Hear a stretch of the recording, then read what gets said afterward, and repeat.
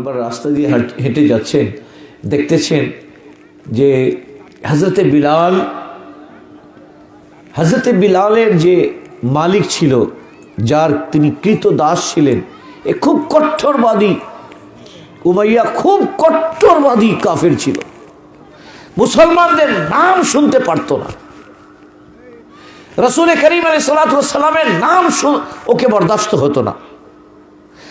হযরতে বিলালের বিষয়ে যখন শুনল যে হযরতে বিলাল তিনি আল্লাহ তাআলা রাসূল সাল্লাল্লাহু আলাইহি সাল্লামের হাতে হাত রেখে কলমা পড়েছেন, তখন থেকে অত্যাচার এমন শুরু করলো গরম পানি পর্যন্ত তার শরীরে ঢেলে দিত।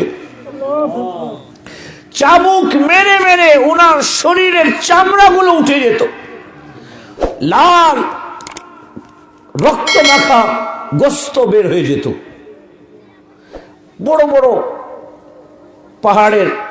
পাহাড় থেকে গাধার পিঠে পাথর নিয়ে আসতো আর হযরতে বিলালের বুকের ওপর চেপে দিত। কাপড় খুলে দিয়ে রৌদ্রে মরুভূমিতে উত্তপ্ত বালুর ওপর ওনাকে খালি গায়ে শুয়ে দিত এবং অ্যারাবিয়ান হর্স, আরবের ওই দ্রুত মজবুত ঘোড়ার সাথে তার হাত বেঁধে দিয়ে মক্কার অলি গলিতে ওনাকে টেনে টেনে হেঁচড়ে হেঁচড়ে পুরা মক্কায় ঘোরাতো। কখনো ওনার ওই পাথর লেগে কেটে গেছে, একেবারে দুই সাইডের চামড়া কেটে গোস্ত কেটে হাড় দেখা যাচ্ছে। তখন বলতেছে, এখনো সময় আছে বিলাল, তুমি বলো, আমি আমার পূর্বের দিনে ফেরত আসলাম, আল্লাহ এবং তার রাসূলকে ছেড়ে দিলাম। আল্লাহ আল্লাহ। হযরতে বিলাল রাদিয়াল্লাহু তাআলা আনহু তখনও বলতেছেন আল্লাহ আহাদ, আল্লাহ আহাদ, আল্লাহ তাআলার একাত্মবাদের ঘোষণা তখনও দিচ্ছেন, তখনও বলতেছেন আমার শরীরে টুকরা টুকরা করে ফেলো, আমি আল্লাহ এবং তার রাসূলকে ছাড়তে পারি না।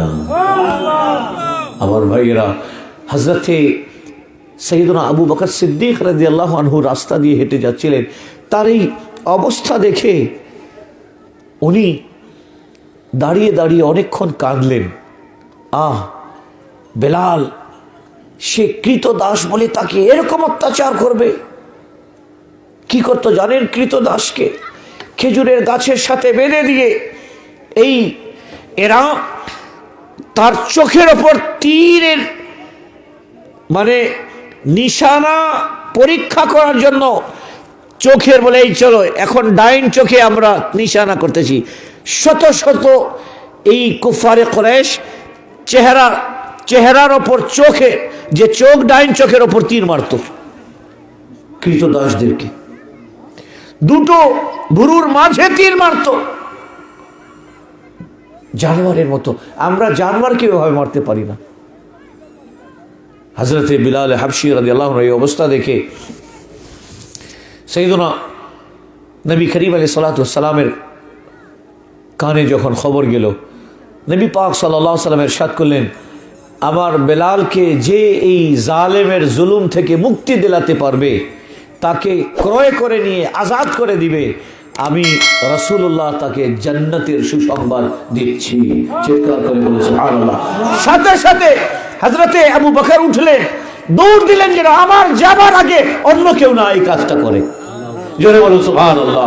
যতই টাকা লাগুক, যতই দিনার দিরহাম যতই লাগুক, যত উট যত দুম্বা দিতে হয়, আমি বিলালকে ক্রয় করে নিয়ে রাসূলের দরবারে এনে আজাদ করে দিব, স্বাধীন করে দিব।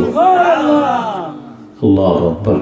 যখন ক্রয় করে নিয়ে আসলেন এবং এর আরজ করলেন, ইয়া রাসূলুল্লাহ, বিলালকে নিয়ে এসেছি, আপনার সামনে দিলাম, এখন বিলালকে আজাদ করে দেওয়ার ঘোষণা আপনি দিয়ে দিন।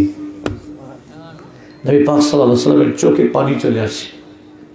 নবীজি এত বেশি মহব্বত করেন তার উম্মতকে যে বিলাল রাদিয়াল্লাহু আনহুর এই অবস্থা দেখে যখন নবীজি শুনতেন তখন কষ্ট পেতেন, আজাদ করে দিলেন এবং হযরত আবু বকর সিদ্দিক রাদিয়াল্লাহু তাআলা আনহুকে বললেন যে দুনিয়াতেই আবু বকর, দুনিয়াতেই যদি কাউকে জান্নাতি কাউকে দেখতে চাও আমার আবু বকরকে দেখে নাও। সুবহানাল্লাহ।